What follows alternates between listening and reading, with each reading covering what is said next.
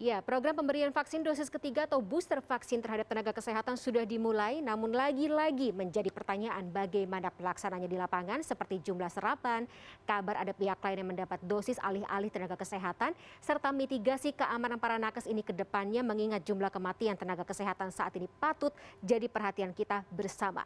Nah, dua narasumber sudah hadir bersama saya di CNN Indonesia Newsroom sore hari ini untuk membahas persoalan tersebut. Ada jubir Kemenkes untuk vaksinasi COVID-19 di Indonesia, Siti Nadia Tarmizi. Selamat sore Bu Siti. Selamat sore Mbak Fani. Kondisinya sehat ya Bu ya, saya harap? Alhamdulillah. Semoga kita semua. Amin, amin ya robbal alamin. Dan berikutnya juga ada Ketua Umum PB Ikatan Dokter Indonesia atau IDI, Daeng M. Fakih. Selamat sore Pak Daeng. Selamat sore Mbak Fani. Gimana Pak Daeng, kondisinya sehat ya Pak? Alhamdulillah sehat. Alhamdulillah, senang sekali mendengarnya. Saya kalau gitu ke Bu Siti Nadia terlebih dahulu ya untuk membahas mengenai persoalan yang terjadi di seputar polemik vaksin ketiga. Kita tidak menyebut polemik ya, kita harap ini berjalan lancar ke depan ya. Tapi Bu Siti Nadia, untuk booster vaksin untuk nakes sendiri sudah diluncurkan sejak 16 Juli dengan target nakes penerima vaksin ini sebanyak 1,47 juta orang. Dan saat itu juga sudah disebut ya targetnya akan selesai dalam 1,5 bulan. Tapi sampai dengan Juli ini baru 5.000 nakes yang menerima, Bu. Mengapa serapannya cukup rendah? Iya, jadi dari pertama kali kita memiliki vaksin Moderna dan diputuskan untuk memberikan vaksinasi kepada tenaga kesehatan sebagai booster, tentunya ada beberapa hal yang perlu kita persiapkan karena sosialisasi memang baru kita jalankan minggu lalu kepada seluruh klinik, dinas kesehatan, asosiasi rumah sakit swasta, asosiasi rumah sakit pemerintah ya untuk pelaksanaannya. Karena memang ada sedikit berbeda untuk penanganan dan tata kelola untuk vaksin Moderna ini. Kita tahu bahwa vaksin ini harus disimpan di minus 20 derajat dan tentunya dari minus 20 derajat untuk kemudian bisa siap disuntikan, ini kita perlu lakukan kembali penguatan-penguatan termasuk informasi-informasi ini supaya nanti dalam pelaksanaannya tentunya dari segi keamanan ini sudah tidak menjadi kendala lagi. Nah yang kedua memang karena vaksin ini berbeda dengan vaksin Sinovac ataupun Sinovac maupun AstraZeneca, kita juga sedikit hati-hati bersama Badan POM terkait pemeriksaan quality control-nya. Jadi ini memang karena baru kita distribusi minggu ini, insya Allah minggu depan akan diterima oleh Dinas Kesehatan Provinsi masing-masing dari 34 provinsi dan nanti akan kembali didistribusikan ke kabupaten kota dan akhirnya ke seluruh fasilitas pelayanan kesehatan untuk diakses teman-teman sejawat. Oke, sebelum saya ke Pak Daeng, Bu Siti mungkin bisa dielaborasi lagi atau diingatkan kembali mengenai jumlah dosis vaksin jenis Moderna yang akan disediakan ini kan kalau misalnya di total kan 4.500.000 lebih ya. Dan kita sudah dapat sekitar 3.060 dosis. Nah, kapan ini Bu sisanya akan dikirimkan ke Indonesia? Ya, tentunya untuk tenaga kesehatan saat ini kita sudah kirim kurang lebih 1,7 juta termasuk buffernya ya. Buffer ini digunakan kalau nanti ada vaksin yang mengalami kerusakan ataupun misalnya dalam prosedur handlingnya ada kesalahan-kesalahan sehingga vaksin tersebut sama sekali tidak bisa digunakan. Jadi 1,7 juta ini sudah didistribusikan ke 34 provinsi ya sesuai dengan sebenarnya data yang sudah kita miliki pada proses vaksinasi tahap pertama, di mana sudah ada data dari seluruh tenaga kesehatan yang mendapatkan vaksinasi dosis pertama dan dosis kedua. Jadi tenaga kesehatan tidak perlu mendaftar ulang lagi ya Mbak Fani ya, karena datanya sudah ada, tinggal nanti melalui rumah sakit, puskesmas atau institusi pelayanan kesehatan masing-masing itu tinggal membuka terutama yang akun Pikernya, jadi sudah pasti datanya ada di sana yang sudah menyelesaikan dosis 1 dan 2 baik dengan menggunakan Sinovac ataupun menggunakan AstraZeneca. Oke, tapi so far dalam proses quality control tidak ada kendala ya Bu? Tidak ada sama sekali, makanya kita memang sedikit hati-hati karena berbeda tadi saya sampaikan vaksin Moderna ini kan minus 20 derajat Celcius ya. Oke. Baik, kalau begitu saya ke Pak Daeng, berikutnya Pak Daeng ini kalau misalnya sejauh ini ya dalam pelaksanaannya di lapangan, mungkin apa saja kendala atau mungkin ada keluhan dari kolega sesama tenaga kesehatan terkait dengan pengadaan booster vaksin ketiga ini, Pak Daeng? Ya, Mbak Fani, yang pertama saya kira mewakili seluruh dokter ya atau seluruh nakes ya. eh, sangat bersyukur dan berterima kasih nakes ini mau dapat booster ya yang disediakan oleh pemerintah. Tapi memang tadi dari Dokter Nadia sudah dijelaskan bahwa ini memang lagi proses administratif ya untuk pengiriman ke wilayah, ke daerah. Saya kira mudah-mudahan ini bisa dilakukan dengan baik. Memang kawan-kawan di daerah itu lagi nunggu, yang namanya lagi berharap ya, karena vaksin ini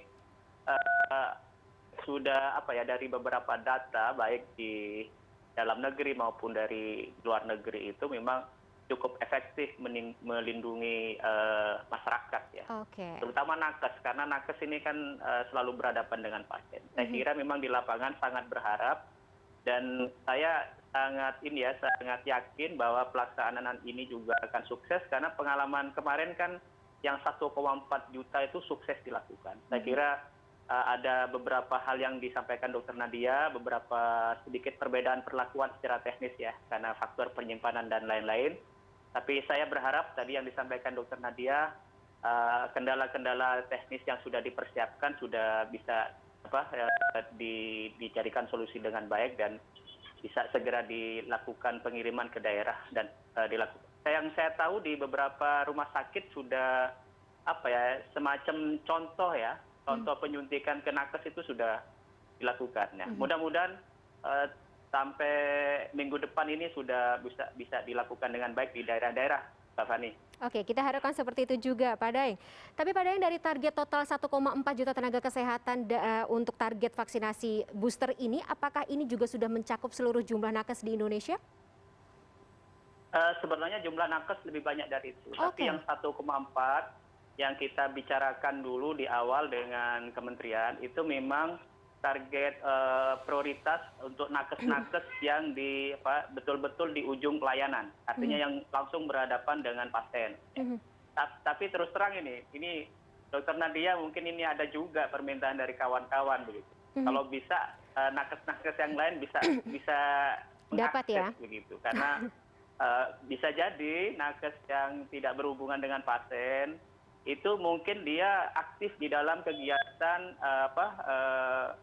terlibat di dalam penanganan COVID secara keseluruhan ya, program penanganan COVID. Meskipun dia tidak berhadapan pasien, tapi seringkali karena pertemuan, sering berhadapan dengan orang, itu mungkin merasa juga ingin dilindungi. Jadi barangkali kalau setelah yang 1,4 juta masih ada sisa itu untuk nakes-nakes yang ikut dalam program penanganan COVID ya khususnya, itu mungkin juga bisa diberikan fasilitas. Ini mungkin permohonan kawan-kawan.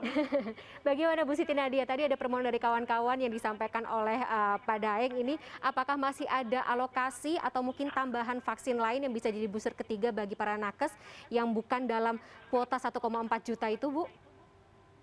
Iya, jadi memang kita juga sudah mencatat tadi apa yang disampaikan Pak Daeng ya, bahwa kemungkinan memang ada nakes yang juga tercatat tidak di dalam kategori tahap tenaga kesehatan.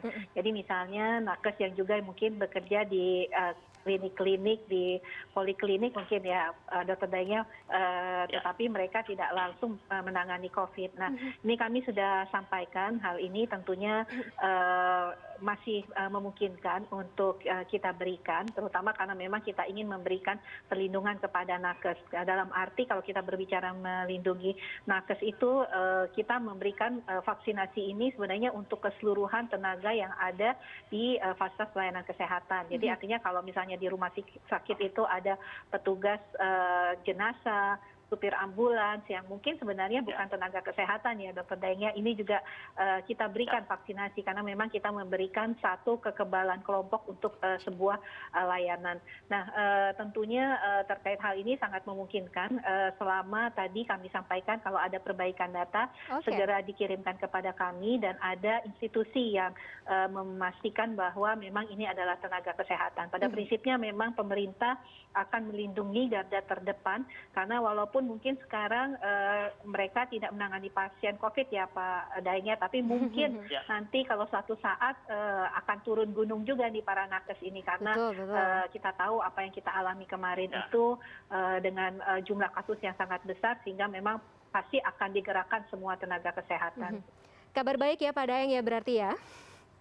Ya, kami mohon itu dicatat dan alhamdulillah kalau dikabulkan, kan tadi Dokter Nadia bilang memang sewaktu-waktu nakes yang standby ini yang tidak langsung menangani itu akan turun kalau itu dibutuhkan. Yang kedua, sebenarnya catatan kami banyak dokter yang tidak menangani langsung yang tadi disebutkan di poliklinik dan lain-lain, justru itu banyak yang menjadi korban karena pasien yang datang ke mereka itu memang tidak mengeluh COVID, tapi ternyata OTG. Carrier, nah, disitulah banyak terjadi korban nakes pada kondisi-kondisi seperti itu. Oke, pada yang bicara mengenai korban nakes, kan juga jadi concern ya sejak pandemi berlangsung, total sebanyak 1.574 tenaga kesehatan ini meninggal dunia akibat COVID-19. Bahkan 168 diantaranya meninggal di bulan Juli 2021, Pak Daeng. Apa penyebab angka kematian ini begitu banyak terkhusus di bulan Juli tersebut? Ya, yang pertama memang terus terang faktor kelelahan itu menjadi masalah. Begitu overload, pasiennya meningkat banyak, memang beban kawan-kawan nakes itu bertambah. Itu yang pertama. Yang kedua, karena lonjakannya tinggi, OTG itu juga banyak di masyarakat, sehingga dokter-dokter yang tidak menangani COVID pun itu kadang-kadang gampang tertular di masyarakat itu ya, baik di masyarakat maupun di tempat praktek, padahal dia mungkin pasien datangnya nggak karena COVID, tapi ternyata pasien ini sudah OTG sebenarnya. Nah, ini yang banyak menimbulkan korban di tenaga kesehatan. Oke, untuk mitigasi selanjutnya bagaimana tuh Pak Daeng? Maksudnya ketika ada mekanisme mungkin yang bisa diubah gitu untuk menjamin keamanan para tenaga kesehatan yang lagi bertugas ini? Ya, kami sebenarnya secara internal kepada dokter menyarankan dalam kondisi yang sekarang ini kalau bisa tidak praktek tatap muka. Oke. Pada kasus-kasus yang ringan misalnya menggunakan telemedicine. Yang kedua, kalau mau praktek tatap muka itu pastikan sudah divaksin. Karena data yang divaksin itu lebih tahan, lebih kuat, lebih terprotek daripada yang tidak divaksin. Jadi kami akan sudah menyampaikan ke kawan-kawan yang praktek tatap muka itu wajib sudah divaksin. Kalau tidak divaksin sebaiknya jangan praktek tatap muka. Yang ketiga, kami minta pakai masker atau pakai APD yang betul-betul standar meskipun menghadapi pasien yang keluhannya bukan COVID, karena bisa jadi pasien itu adalah OTG. Yang terakhir kami minta kalau bisa memang dokter jangan kelelahan gitu, jangan praktek terlalu lama. Kami sebenarnya berharap dokter itu bisa berpraktek tiap hari maksimal 6 jam. Mudah-mudahan ini bisa dilaksanakan oleh kawan-kawan di daerah. Semoga angka kasusnya menurun sehingga harapan shift tersebut bisa terlaksana ya Pak Daeng. Saya kembali lagi ke Bu Siti Nadia. Ibu, kalau misalnya bicara mengenai vaksin booster yang dibutuhkan oleh nakes ini, kita juga bicara mengenai pengawasan distribusinya ya. Tapi kita mendengar kemarin kita juga sempat dibikin geger dengan ada kabar influencer tanda kutip nih yang dapat booster walaupun sudah dibantah sebenarnya oleh DPRD DKI Jakarta, tapi kita belum tahu bagaimana proses investigasinya ya. Tapi tetap saja ini mungkin bisa menjadi sebuah kewaspadaan ke depannya, kita cegah supaya tidak terjadi seperti apa, Bu? Iya, tentunya mungkin kami sampaikan juga ya. Jadi dari hasil klarifikasi kami ke Dinas Kesehatan DKI, pertama bahwa pelaksanaan vaksinasi yang seperti diinformasikan di media sosial itu sebenarnya untuk dosis pertama dan dosis kedua. Dan ini masih menggunakan vaksin Sinovac ya. Dan ketiga, orang yang dimaksud di dalam media sosial itu tidak ada sama sekali catatannya yang mengikuti vaksin pada hari itu.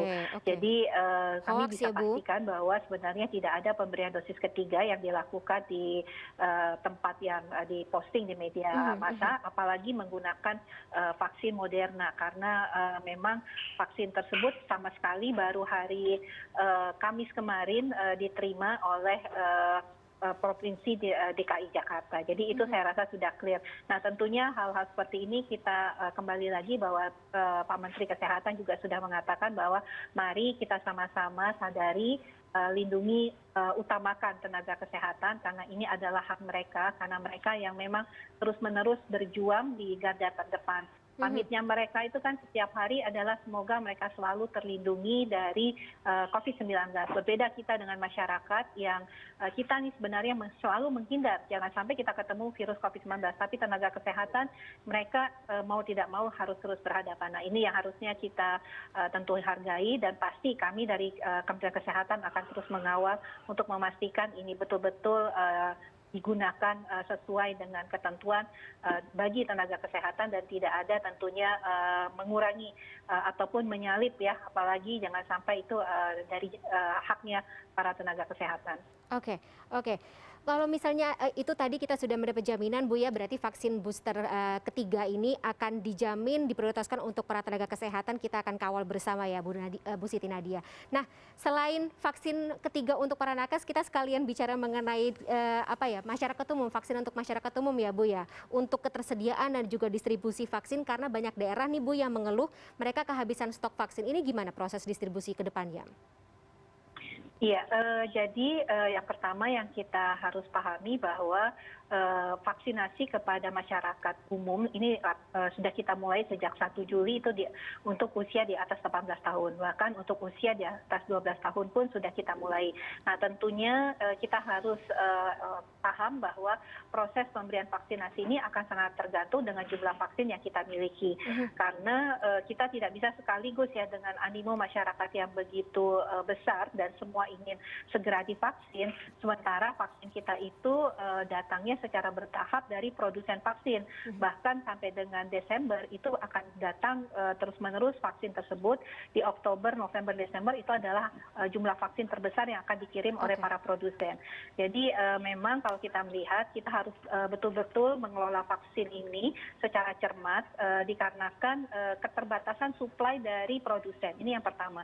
Tapi kami tentunya pemerintah memastikan setiap bulan itu pasti akan ada alokasi sehingga proses vaksinasi terutama untuk yang mendapatkan dosis kedua itu tidak terlalu jauh terlambatnya ya. Kalau sekarang kemarin memang sempat ada beberapa kendala distribusi dikarenakan tadi ada Moderna yang masuk sehingga kita agak sedikit dalam hal quality control agak lebih fokus ke Moderna ini karena juga untuk mempercepat distribusi kepada nakes. Sehingga kemarin quality control yang kita lakukan untuk Sinovac maupun AstraZeneca itu agak sedikit terlambat. Nah, yang kedua memang proses produksi kemarin sempat terhambat sehingga baru bisa kita kirimkan di minggu ketiga dan minggu keempat bulan ini. Sementara masyarakat itu animonya sangat besar dan pemerintah daerah melihat situasi tersebut menghabiskan semua stok vaksinnya untuk dosis pertama. Jadi mungkin kita ke depan akan memperbaiki tata kelola ini.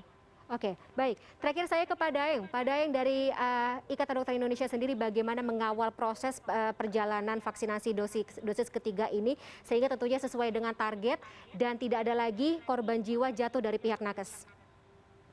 Iya, sebenarnya kami dari ID itu ada tim advokasi vaksinasi itu selalu berkoordinasi sebenarnya dengan Nadia ini dan Kemkes. Berarti masukan masuk banyak ya. Jadi ya kita memang minta ke semua vaskes yang dilalui dan semua nakes itu untuk berpartisipasi menyukseskan seperti suntik pertama dan suntik kedua. Saya yakin ini akan berjalan baik karena pengalaman kita di suntik pertama dan suntik kedua berjalan dengan baik. Amin. Amin ya robbal alamin. Kita doakan agar ini semuanya lancar, semua tenaga kesehatan bisa divaksin dosis ketiga. Terima kasih sekali lagi atas waktunya Pak Daeng M. Fakih, Ketua Umum PBID. Sebelumnya ada Bu Siti Nadia, jubir vaksinasi dari Kemenkes Republik Indonesia yang sudah terputus sambungan teleponnya atau sambungan Zoom-nya bersama kami sore hari ini. Terima kasih sekali lagi Bapak-Bapak dan Ibu, sehat selalu. Selamat sore.